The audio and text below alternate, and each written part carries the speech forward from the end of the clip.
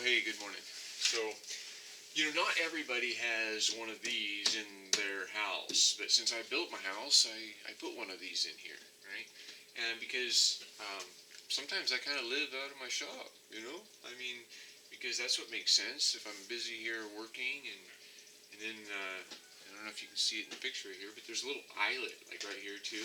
I mean, I can stick my finger in it, or I could hook my hammock to it, and my hammock I can either run it right underneath where you're at, your perspective, or I can run it over this way, whichever way is more conducive to me turning my shop space into my bedroom space. And so anyway, but having a water feature right next to sheetrock doesn't work that great. I mean, it's actually worn away some of the sheetrock and stuff that I'm trying to preserve it the best way I know how now. So one of the things that I'm doing here is I'm gonna bend up some of these license plates that I paid a lot of freaking money for, right? Because that's how life is, right? We have to pay permissions on everything to exist, right? I mean, that's just, to me, that's a little stupid. I mean, we have rights, and if we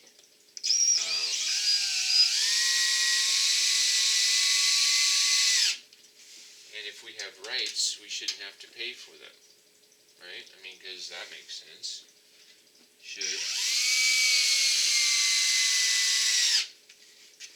And unfortunately, I don't think that this battery is going to last this whole game. So what we're doing here is we're just going to overlap this a little bit. Oh, that would make more sense too, right? To not have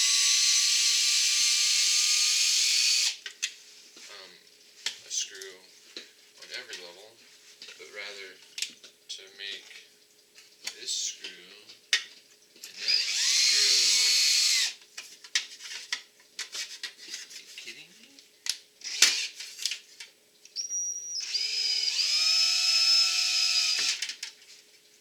Alright.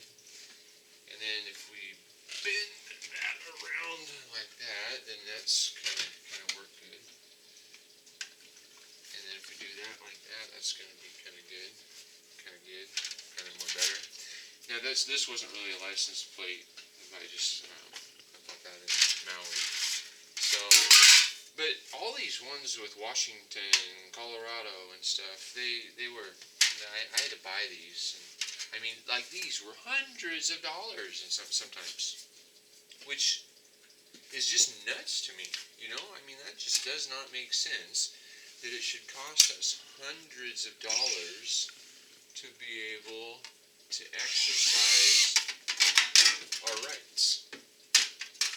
Because we have a right to travel. We have a right. Alright, and why can't we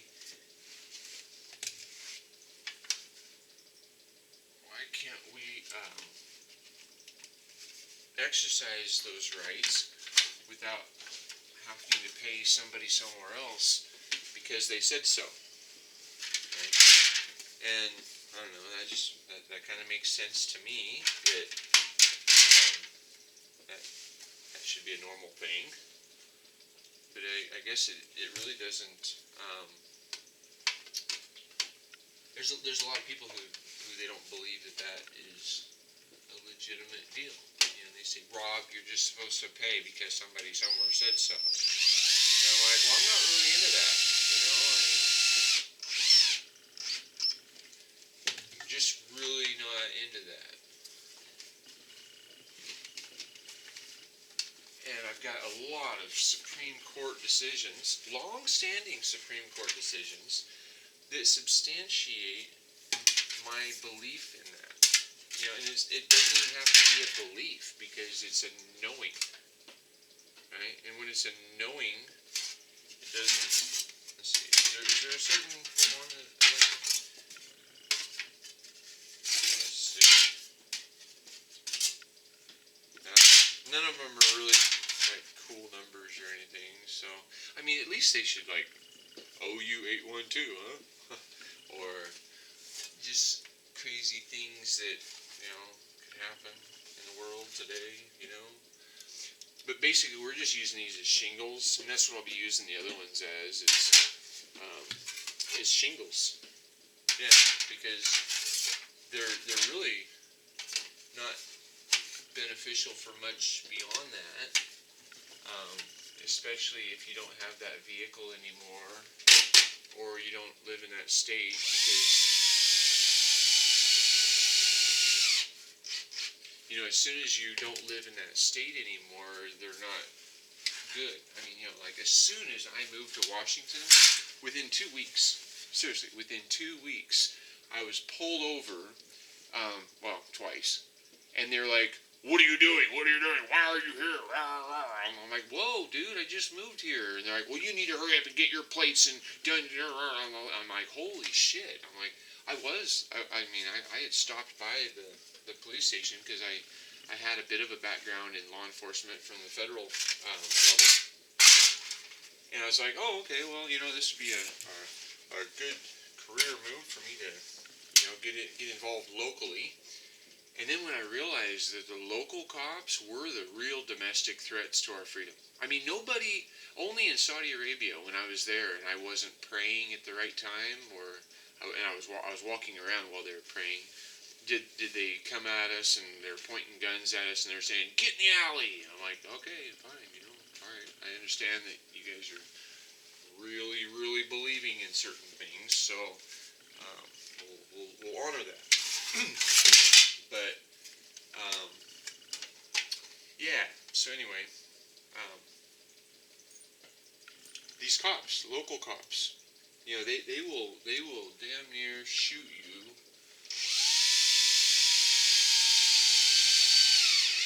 for not having the right license plate on your vehicle. I mean, because there's only been the only criminals that I've witnessed in my life that have ever pulled guns on me. Oh no, that's the. Alright, maybe we should go to a little faster speed here. And we'll use.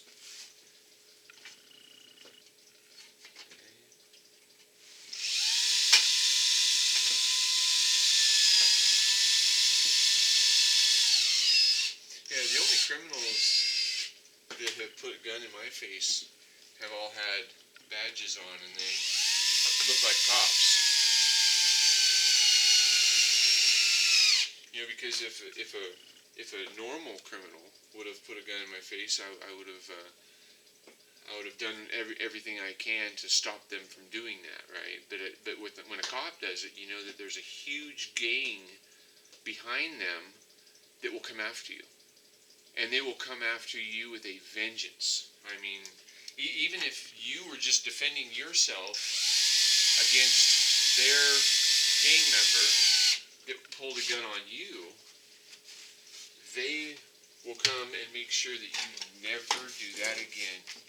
You will never attempt to stand up to their authority again. And I think I'm just gonna. I don't know. Should we mount one right there?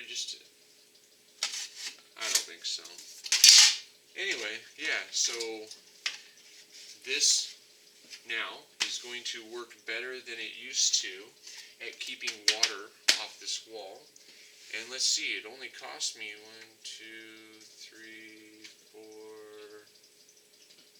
Well, you get they give you 2 of them though, right? It's a good deal that way, right? So 100, 200.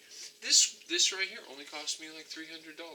So I consider that a pretty good DIY reuse of these permission plates into something that actually serves a purpose. Because now if you're operating commercially, absolutely, I think that you should be paying to use the rights of way that everybody else is just trying to get from here to there on.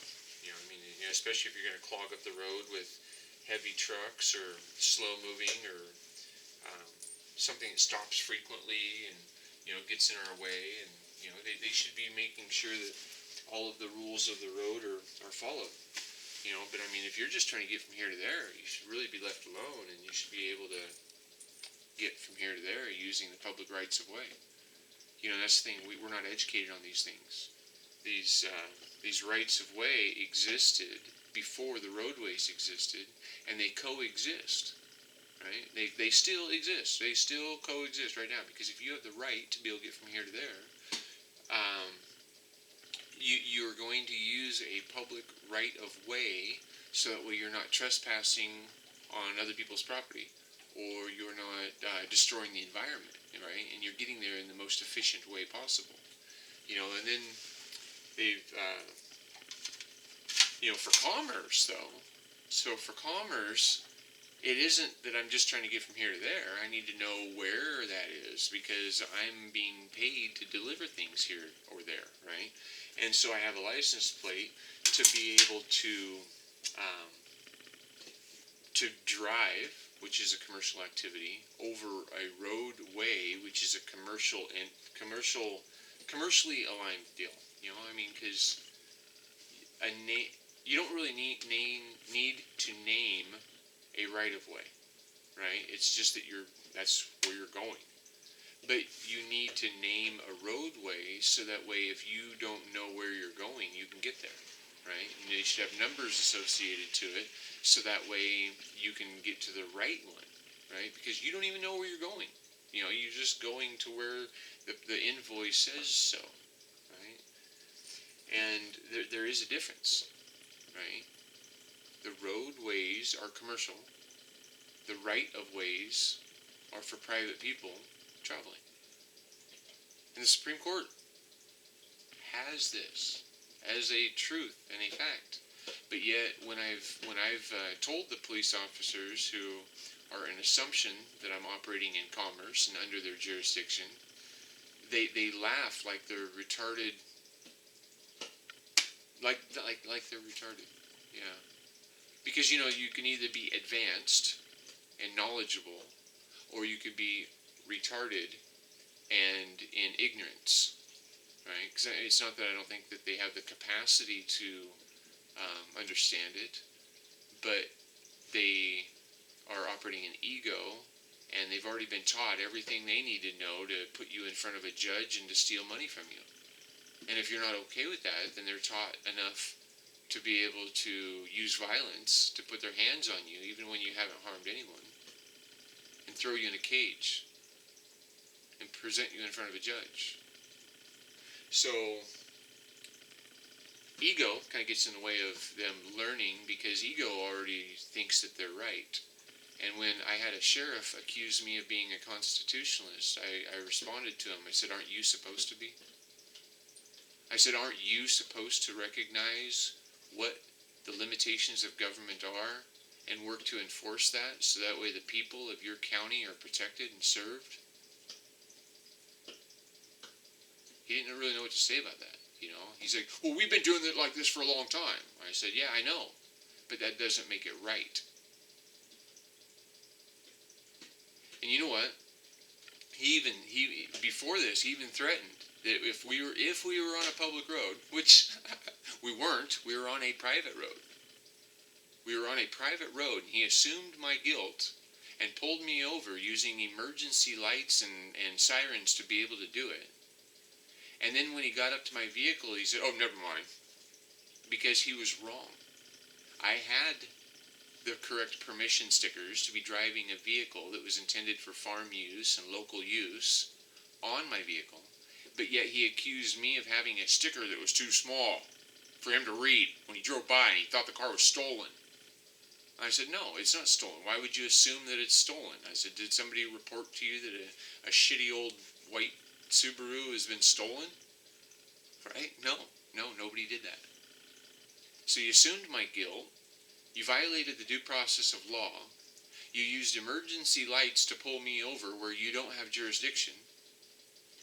And yet then you excuse me, you just say, "Oh, you can go," because you were wrong, and you told me that I need to have a bigger sticker, but what I have on the vehicle was issued by the state as a permanent registration for that vehicle, so that way I can drive it commercially in the road, on the roads within 25 miles of my farm, right? So I mean, I'm following the rules, but yet they don't know the rules. And I've got other videos where I told a Yakima Police Department officer. He says, "Well, I don't know about those." The same thing, the permanent sticker for the farmer's exemption. And I said, "Well, then you need to be more highly educated." And he took offense to that. Right? I'm not making this stuff up. I can show you in black and white for those that are interested in seeing it. You can look it up for yourself. You don't have to trust me. But what we do need to do is start realizing that there are a lot of things that have been manipulated in this world that are not towards our benefit and well-being. And when we start recognizing these things, we can start choosing differently of what we support. And when we choose differently from what we support, we can get a whole new life experience to what we've been experiencing so far. So anyway, I believe so much in what I'm doing that I've tattooed. I never thought I would be the person to tattoo my hands and especially my hands, especially hands or face. I've never thought I was the person, but then I realized, I'm like, why would somebody do that? Maybe they thought that it's the most important thing they need to share with the world, right? And so I decided, I'm like, what is the most important thing I need to share with the world? And I sat in that for a long time, and really a long time. I was like contemplating, what am I going to do as my message to the world? And so what I did is I tattooed my hands. I said they're free will, because I'm the freest man that I know. Even though I'm having to jump through certain hoops to still participate in this world, I still feel like I am one of the freest men that I know, because I don't need all of these things to make me happy. I don't need a lot to make me feel that I'm comfortable in my life, right? And with free will, we all have it. We all have it. We're just often many people are aligned with what has been advertised as normal, instead of what is true and natural.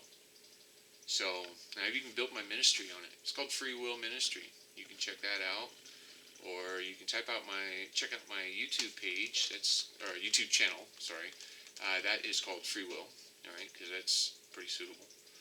And but you can't find that if you just go to YouTube and type in free will. You're not going to find it. And that's where you're watching this. So hopefully I've shared it in some way, some creative way that you've been able to find it. But if you type in £, or as the newer folks here know it as a hashtag, Mad Monk, MADDMONK _AAH, like Alpha Alpha Hotel, or the Apocalyptic Ashram Hawkshaven, right?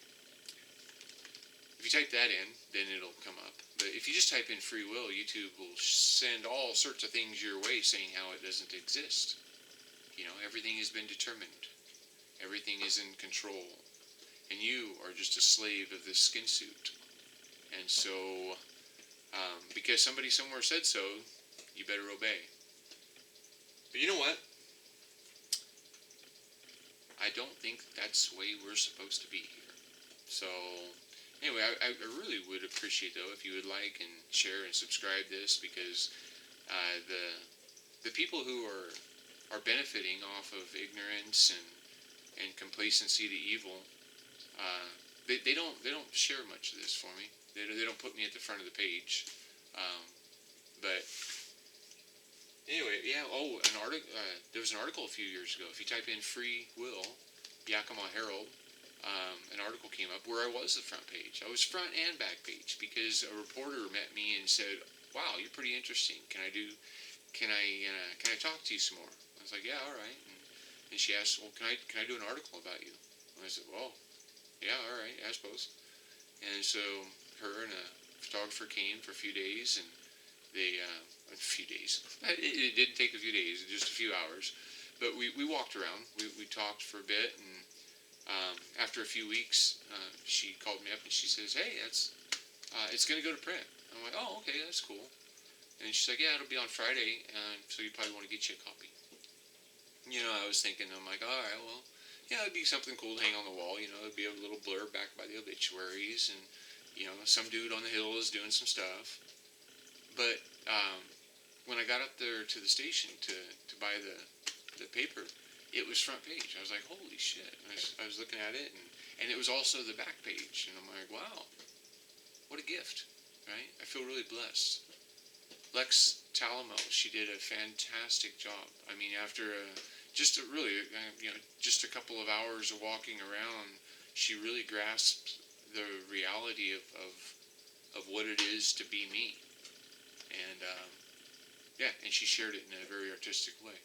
So anyway, I hope you guys have enjoyed sitting here with me for a minute and using some very expensive pieces of tin to protect my investment of my home, in my shop, and my space that I do and use to create the things that I want to have in my life. And I bring other people into this space too, and I help them to see a different way, another way of living life that we haven't been advertised. And so, anyway, yeah, like, share, subscribe, check it out, and I'll see you on the next one.